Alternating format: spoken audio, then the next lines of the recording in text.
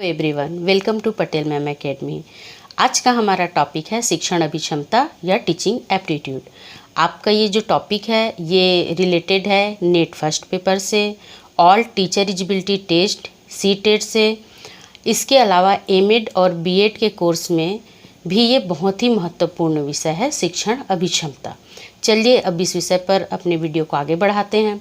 तो शिक्षण अभिक्षमता, तो अभिक्षमता से तो आप समझते हैं कि क्या तात्पर्य होता है। हम शिक्षण शब्द पर चलते हैं। शिक्षण शब्द संस्कृत के शिक्ष धातु से बना है, जिसका अर्थ होता है सिखाना या शिक्षा प्रदान करना। इसके अलावा अगर हम इंग्लिश में जाते हैं तो टीचिंग वर्ड का मीनिंग हो गया, टीचिंग शब्द का अर्थ हो गया शिक्षा प्रदान करने की प्रक्रिया। तो ये शिक्षा प्रदान करने की प्रक्रिया किस तरीके से चलती है, तो इसके भी दो तरीके हैं, एक औपचारिक शिक्षा, एक अनौपचारिक शिक्षा, means formal education and informal education.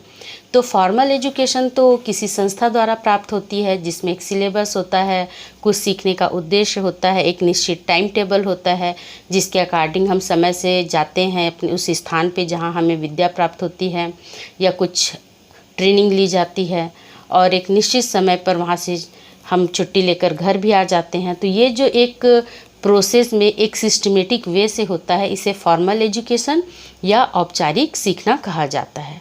इसके अलावा जो अनौपचारिक शिक्षण या फिर इनफॉर्मल एजुकेशन है, ये तो हम अपने जीवन में अंतिम समय तक सीखते रहते हैं।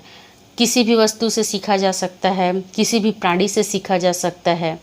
तो इस प्रकार के सीखने को, जिसके लिए कोई टाइम टेबल निश्चित नहीं होती है, इनफॉर्मल एजुकेशन कहा जाता है।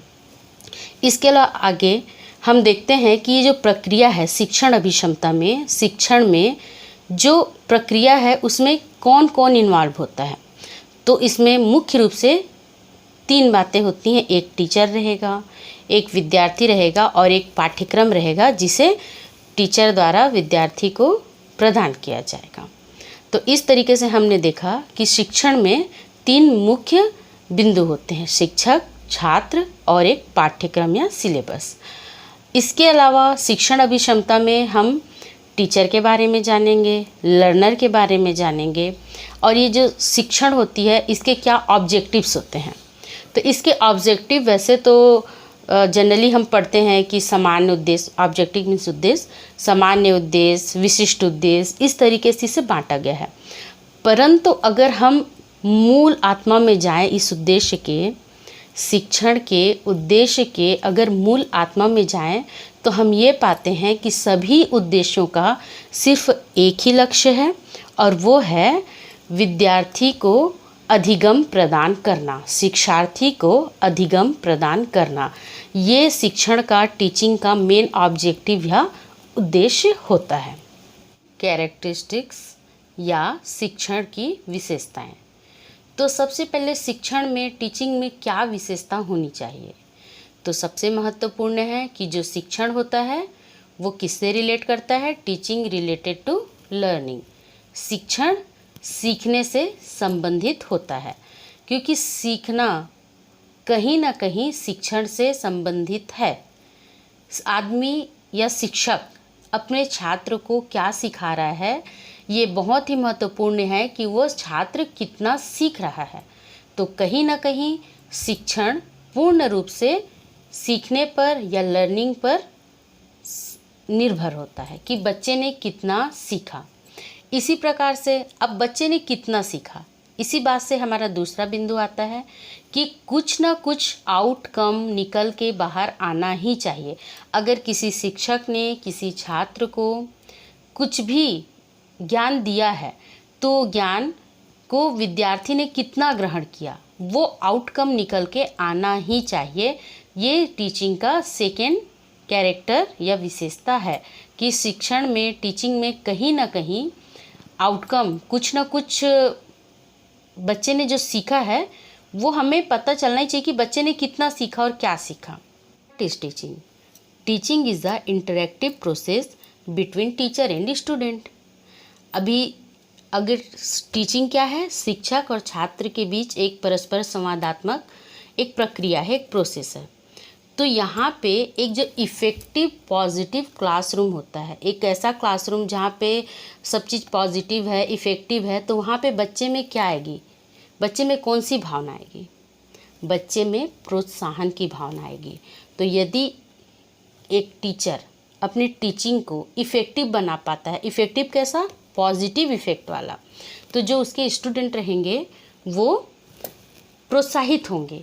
अब पता कैसे चलेगा कि बच्चे प्रोत्साहित हैं, बच्चों को अंदर से सीखने में आनंद आ रहा है, वो सीखना चाह रहे हैं? बच्चे ज़्यादा से ज़्यादा प्रश्न करेंगे। अगर बच्चे ज़्यादा से ज़्यादा प्रश्न कर रहे हैं तो एक टीचर को समझ जाना चाहिए कि उनका जो क्लासरूम है वो एक पॉजिटिव इफ़ेक्ट लिए हुए है और पॉजिटिव कम्युनिकेशन भी हो रहा है। इसके बाद सबसे महत्वपूर्ण बात, जब भी कोई स्टूडेंट फेल होता है अपने किसी टेस्ट में, तो वहाँ पे स्टूडेंट फेल नहीं होता, वहाँ पे टीचर फेल होता है कि उसने इफ़ेक्टिव टीचिंग नहीं की है। तो ये एक और बिंदु भर के आया कि टीचिंग में हमेशा एक इफ़ेक्टिव पॉजिटिव कम्युनिकेशन या इफ़ेक्टिव पॉजिटिव क्लासरूम होना चाहिए, तभी एक स्टूडेंट प्रोत्साहित होगा। और प्रोत्साहित कैसे है ये पता कैसे करेंगे, अगर बच्चा ज़्यादा से ज़्यादा प्रश्न पूछ रहा है तो मतलब उसमें सीखने की ललक है, वो सीखना चाहता है और वो टीचर से बिना डरे सीख रहा है। Most important character of teaching is subject knowledge of teacher. Teacher को अपने सब्जेक्ट का नॉलेज कितना है, अपने सब्जेक्ट में उसकी पकड़ कितनी है। जब तक शिक्षक अपने विषय पर पूर्ण अधिकार प्राप्त नहीं कर लेगा, पूर्ण ज्ञान प्राप्त नहीं कर लेगा, तब तक वो इफ़ेक्टिव तरीके से उसे एक्सप्रेस कर ही नहीं सकता। ज्ञान अंदर से आता है, बुक देखकर या कुछ भी देखकर पढ़ाना एक अलग बात होती है, और ज्ञान को आत्मसात करके उसे फिर से बाहर निकालना वो दूसरी महत्वपूर्ण बात होती है। जब तक आप स्वयं नहीं जानेंगे, आप दूसरों को कैसे उस चीज़ के बारे में बता पाएंगे। तो ये भी बहुत ही महत्वपूर्ण बिंदु है कि टीचर को अपने सब्जेक्ट का नॉलेज कितना है। इसलिए अब आगे हम बात करते हैं स्टाइल ऑफ टीचिंग के बारे में। Style of teaching, 3 types of style of teaching. First है ऑटोक्रेटिक, सेकेंड है democratic and third is a laissez faire. अब फर्स्ट जो ऑटोक्रेटिक है, एक तंत्रात्मक, ये कैसा होता है, ये टीचर सेंटर्ड या टॉपिक सेंटर्ड होता है।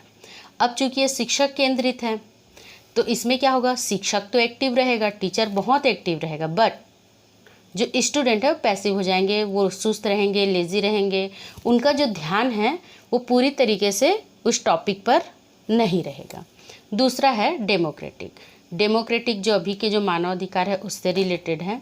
तो इसमें क्या होता है कि जो पूरा हमारा जो शिक्षण पद्धति रहेगा, शिक्षण की जो प्रक्रिया रहेगी, वो पूरे तरीके से टीचर और स्टूडेंट दोनों सेंटर्ड रहेगा, दोनों पर केंद्रित रहेगा। परंतु हमारा जो स्टूडेंट है हमें उसे सिखाना है, इसलिए चाइल्ड सेंटर्ड ज़्यादा रहता है। तीसरा है हस्तक्षेप रहित शिक्षण। ये पूरी तरीके से टास्क सेंटर्ड होता है। इसमें एक टास्क दे दिया जाता है स्टूडेंट को और इस पर किसी भी प्रकार का कोई हस्तक्षेप नहीं किया जाता। वो स्वतंत्र रूप से अपने सीखने को अपने अनुसार करता रहता है। तब यहाँ पे शिक्षक का क्या रोल रहेगा, यहाँ पे टीचर का क्या रोल रहेगा। यहाँ पे सिर्फ वो गाइडलाइन देगा टीचर स्टूडेंट को, पर वो भी स्टूडेंट के पूछने पर देगा।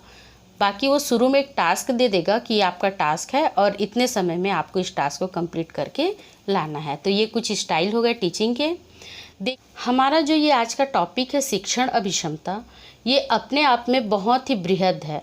अभी हमें जानना है कि एक टीचर की क्या क्या विशेषताएं होती हैं, एक लर्नर की क्या विशेषता होती है, और सिखाने के लिए बहुत सारे शिक्षण सूत्र, शिक्षण फार्मूले ये सब होते हैं। तो इन सब का बृहद अध्ययन अभी बाकी है। इसके अलावा पढ़ाने के कई तरीके भी होते हैं। छोटी कक्षाओं में पढ़ाने के क्या तरीके होते हैं, उच्च कक्षाओं में पढ़ाने के क्या तरीके होते हैं, कॉलेज स्तर पर पढ़ाने के क्या तरीके होते हैं।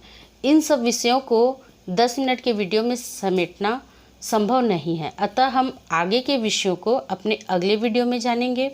Thank you watching my video. Patel ma'am academy.